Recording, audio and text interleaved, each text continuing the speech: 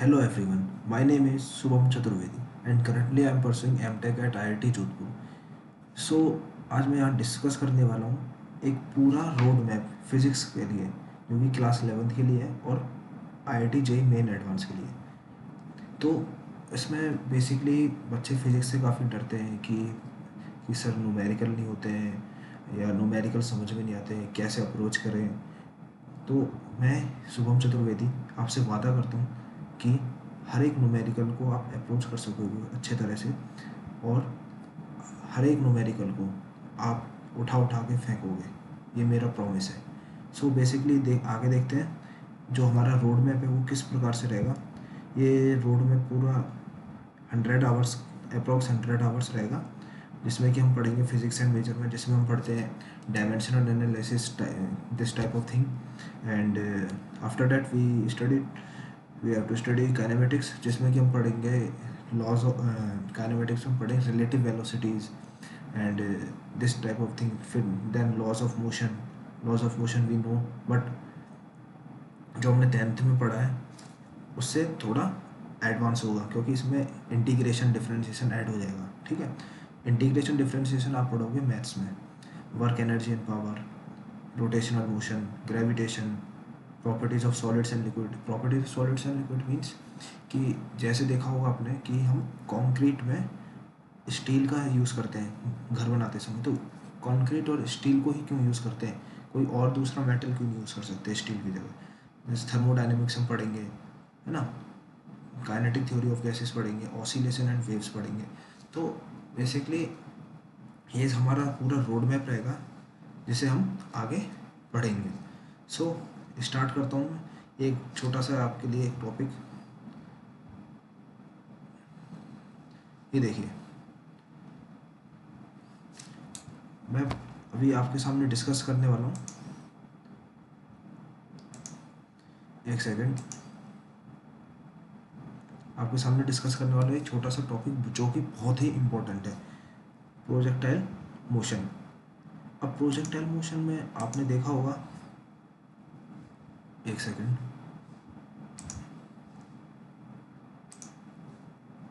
अब projectile motion की sir projectile motion क्या होता है। अब प्रोजेक्टाइल मोशन आपने हमेशा जब आप कभी खेलते हो कुछ भी या फिर बैट बॉल खेलते हो, क्रिकेट जब खेलते हो, तो बॉल को जब आप ऊपर फेंकते हो या फिर जब हिट करते हो तो वो कुछ हाइट तक जाती है, उसके बाद वो नीचे आती है।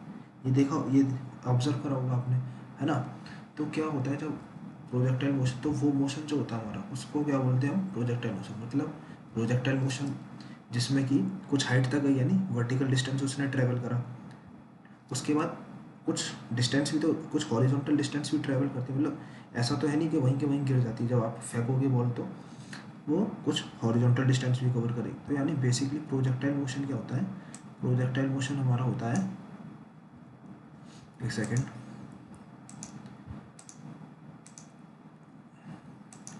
तो प्रोजेक्टाइल मोशन हमारा क्या होता है बच्चों, प्रोजेक्टाइल मोशन में हमारा होता है vertical motion plus horizontal motion, है ना। प्रोजेक्टाइल मोशन में वर्टिकल प्लस हॉरिजॉन्टल।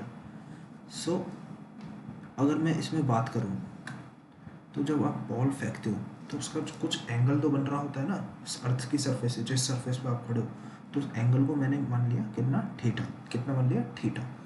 अब उसका जब मैंने बॉल को थ्रो करा तो उसकी शुरुआत में इनिशियल वेलोसिटी मैंने कितनी मान ली बच्चों, कितनी मान ली मैंने, वी नॉट मान ली। कितनी मान ली, वी नॉट। अब मैंने जब वी नॉट इसकी वेलोसिटी मानी, अब तो वी नॉट के जैसे जैसे वी नॉट ऊपर जाएगा, मतलब वी नॉट के हॉरिजॉन्टल और वर्टिकल, क्योंकि वी नॉट जो वेलोसिटी है वो प्रोजेक्टाइल मोशन की है, और प्रोजेक्टाइल मोशन में वर्टिकल प्लस हॉरिजॉन्टल दोनों मोशन हो रहे हैं। तो वी नॉट की वर्टिकल वेलोसिटी, सॉरी, जो बॉल है हमारी उसकी वर्टिकल वेलोसिटी और जो हॉरिजॉन्टल वेलोसिटी है वो हम देखेंगे। तो देखो यहाँ पे, अगर मैं आपको यहाँ पे आपको अगर दिख रहा होगा तो दिखाई दे, तो ये मैंने कुछ इस प्रकार से यहाँ पे बनाया है, V naught by V naught X. ये मैंने क्यों लिखा है, देखो एंगल कितना है, थीटा, एंगल कितना है, थीटा। तो आपने कभी अगर मैं आपने वो पढ़ा होगा ना ट्रिग्नोमेट्री, तो ये बेस हो गया, ये क्या हो जाएगा, परपेंडिकुलर हो जाएगा, और ये अगर ट्रायंगल की बात करें तो वैसे ही, ठीक है, वैसे ही इसमें सॉल्व होता है। जब हम कोर्स को स्टार्ट करेंगे, कंपोनेंट को रिजॉल्व करना सीखेंगे, पूरा एकदम बेसिक से बताऊंगा, एकदम स्क्रैच लेवल से, ठीक है, आपको समझ में आएगा। तो वी नॉट एक्स मेरी हॉरिजॉन्टल डायरेक्शन में वेलोसिटी, उस बॉल की, पर्टिकुलर बॉल की, जो पर्टिकुलर बॉल जो हमारी बॉल लेट से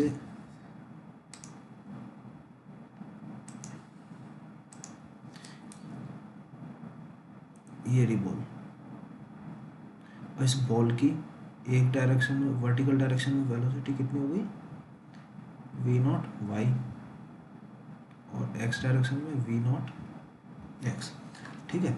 ये एक्स सफिक्स में है, याद रखना, मल्टीप्लिकेशन में नहीं है, ठीक है। तो ये यहाँ पे आ जाएगी, सॉरी।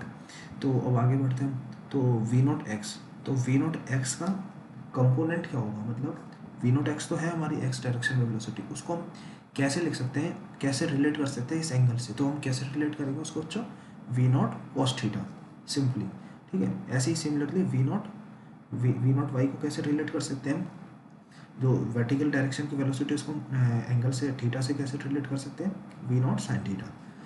इतना समझ में आ गया। अब देखो इसमें एक मेन एजम्पशन होती है प्रोजेक्टाइल मोशन में, नो एयर ड्रैग, मतलब ये जैसे मैं अगर थ्रो करूँगा कोई भी बॉल को, तो एयर जो है उस पर फोर्स नहीं लगाएगी, एयर जो है उसका मोशन को रजिस्ट नहीं करेगी, ठीक है। और आपको एक और इम्पोर्टेंट इन्फॉर्मेशन दे दूँ मैं, ये देखो, जब मैं बॉल फेंकता हूँ, तो मतलब कोई भी अगर ऑब्जेक्ट है उसका वेट हमेशा डाउनवर्ड डायरेक्शन में लाई करता है बच्चों, कितने डायरेक्शन में, कहाँ, कौन से डायरेक्शन में, डाउनवर्ड डायरेक्शन। अगर डाउनवर्ड डायरेक्शन में लाई कर रहा है, तो ये देखो मेरा पेन देखो, ये क्या है, वर्टिकल डाउनवर्ड डायरेक्शन में, ये ऐसे नीचे जा रहा है तो वर्टिकली डाउनवर्ड ही जा रहा है, तो इसका जो वेट है नीचे की तरफ लाई करेगा डाउनवर्ड डायरेक्शन में, यानी mg। तो वेट तो mg होता है हमारा, है ना।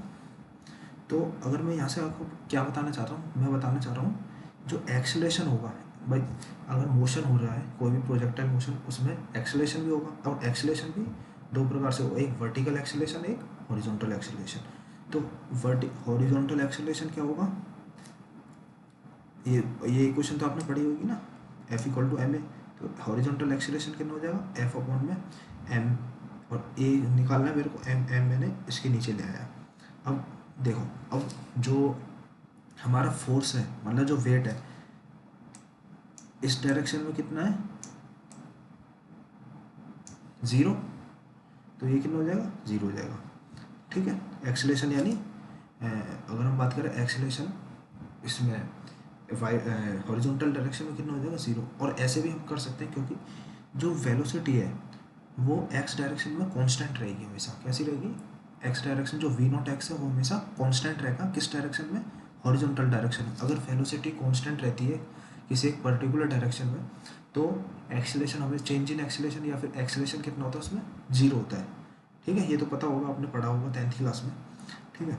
सो मैं आगे बढ़ता हूँ। सिमिलरली ए वाई निकालेंगे, तो अब ए वाई, अब जो फोर्स है वो डाउनवर्ड फोर्स क्या है, फोर्स मतलब जो वेट, फोर्स क्या होता है, मास इनटू एक्सेलरेशन, वेट भी हमारा क्या होता है, मास इनटू ग्रेविटेशनल एक्सेलरेशन। अगर इसको कोरिलेट करें तो बात वही है ना। तो एम जी अपॉन में एम से एम कट जाएगा तो क्या हो जाएगा, जी। और जो हमेशा डाउनवर्ड डायरेक्शन में लगेगा, ये कैसे लगेगा बच्चों मेरे, डाउनवर्ड डायरेक्शन में, एक सेकेंड, ठीक है, कैसे लगेगा, डाउनवर्ड डायरेक्शन में, ठीक है।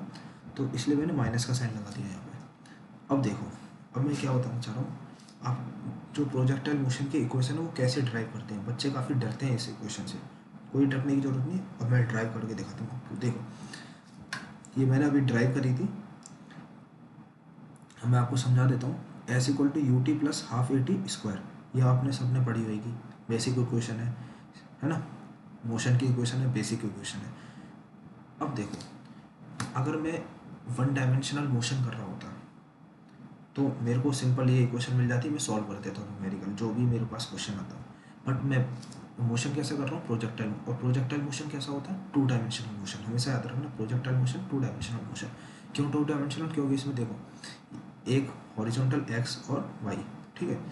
अब देखो तो फॉर हॉरिजॉन्टल में पहले हॉरिजॉन्टल डिस्टेंस कवर मान लेता हूँ, हॉरिजॉन्टल मोशन में देखता हूँ पहले।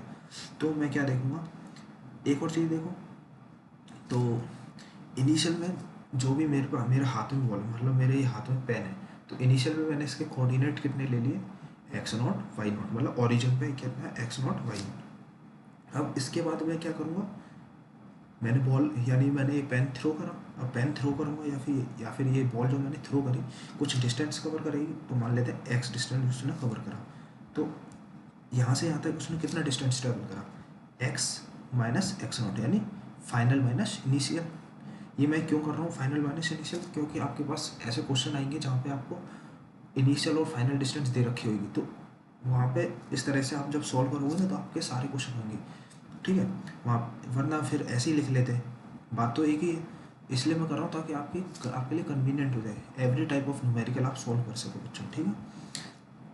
तो x माइनस एक्स नोट, अब वी नोट, अब यू क्या है, इनिशियल वेलोसिटी, यानी इनिशियल वेलोसिटी एक्स डायरेक्शन में कितनी थी, वी नोट एक्स। अब वी नोट एक्स कितनी थी यहाँ पे, वी नोट कॉस थीटा बच्चों। तो मैंने यहाँ पे क्या करते हैं, वी नोट कॉस थीटा और टी टाइम, ये टी है, ठीक है, प्लस हाफ। अब एक्सलेशन ए डायरेक्शन, एक्स डायरेक्शन में कितना मैंने यहाँ पे लिखा है देखो जीरो, तो जीरो टी स्क्वायर। इसके बाद जब मैंने इसको सॉल्व करा, ये कितना हो जाएगा, एक्स माइनस एक्स नॉट, ये तो जीरो हो जाएगा, v naught cos theta t. यहाँ से मैंने टी की वैल्यू निकाल ली, x minus x naught, v naught जो वी नॉट कॉस थीटा इसके नीचे आ जाएगा, है ना। वी नॉट कॉस थीटा किसके नीचे आ जाएगा, ये जो है इसके नीचे आ जाएगा। अब बात करते हैं, ये मैंने मान ली पहली इक्वेशन। अब फॉर हॉरिजॉन्टल मैंने डिस्टेंस कवर कर लिया, ठीक है। अब आपका एक काम हो चुका है। अब दूसरा काम क्या है, मेरे को वर्टिकल मोशन देखना है, क्योंकि प्रोजेक्टाइल मोशन और प्रोजेक्टाइल मोशन हमेशा टू डायमेंशनल मोशन होता है। प्रोजेक्टाइल मोशन में वर्टिकल प्लस हॉरिजॉन्टल मोशन दोनों होते हैं। तो for vertical motion y minus y naught equal to v naught sine theta t plus half. अब एक्सलेशन देखो मैंने इसमें कितने बताया आपको, वाई डायरेक्शन में माइनस जी, तो माइनस जी मैंने पुट कर दिया, कुछ नहीं कर रहा, जो मैंने लिखा है आपको प्रॉपर उसी वे में बता रहा हूँ, into t square y minus y naught equal to v naught sine theta.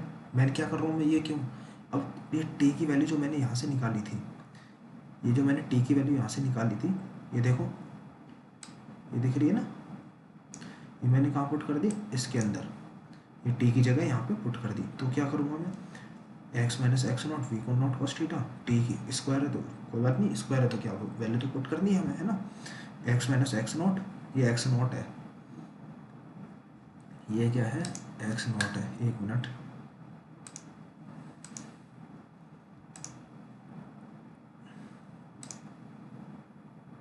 यहाँ पे मैं लिख देता हूँ इसको,